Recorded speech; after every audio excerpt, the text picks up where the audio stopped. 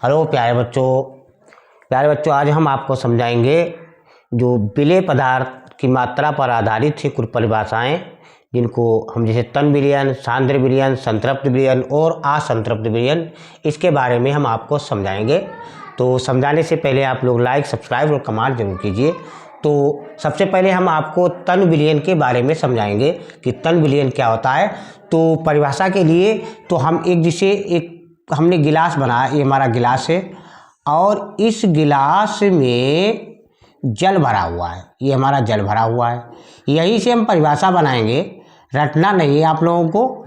ये हमारा जल भरा हुआ है, अब जल शुद्ध है तो ये हमारा विलायक हो गया। अब हमने कुछ मात्रा में कोई विलेय पदार्थ मिलाया, जैसे विलेय पदार्थ कुछ भी, जैसे नमक ले लिया, चीनी कुछ भी हो, तो बहुत कम मात्रा में मिलाया, बहुत कम मात्रा में। अब जब इसमें हमने मिला दिया तो हमारा बन गया विलयन, ये हमारा मिल गया तो ये हमारा विलयन बन गया। अब यहीं से हम परिभाषा बनाएंगे। हमने कम क्या मिलाया था, जो विलेय पदार्थ था वो हमने कम मिलाया था, विलायक थोड़ा अधिक था, तो यहीं से परिभाषा बनाएंगे।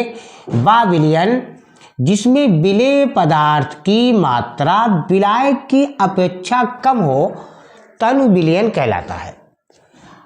ये तो हमारा तन विलयन हो गया। अब उसके बाद आता है सांद्र विलयन। अब सांद्र विलयन में क्या होगा, ये हमारा विलायक है, तो जो विलेय पदार्थ हम लेंगे बच्चों, तो उस विलेय पदार्थ को अधिक लेंगे, यानी विलेय पदार्थ की जो मात्रा लेंगे वो थोड़ी अधिक लेंगे। तो अब इसकी परिभाषा यहीं से बनाएंगे सांद्र विलयन की। तो वह विलयन जिसमें विलेय की मात्रा अधिक हो और इस विलायक में घुली हो सांद्र विलयन कहलाता है। बहुत आसान परिभाषा है। अब उसके बाद आता है संतृप्त विलयन। तो संतृप्त विलयन में भी हम यहीं से परिभाषा बनाएंगे।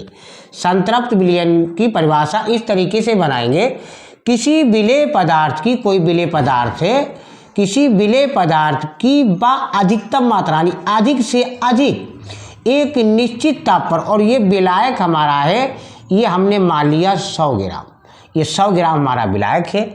तो अब जो विलेय पदार्थ है, तो इस विलेय पदार्थ की अधिक से अधिक मात्रा जो हम इसमें घोलेंगे यानी विलयन बनेगा, तो इसकी अधिक से अधिक मात्रा एक निश्चित ताप पर 100 ग्राम विलायक में घुल सके, यानी 100 ग्राम विलायक में घुल जाए, तो ये विलेय पदार्थ की विलेयता कहलाती है।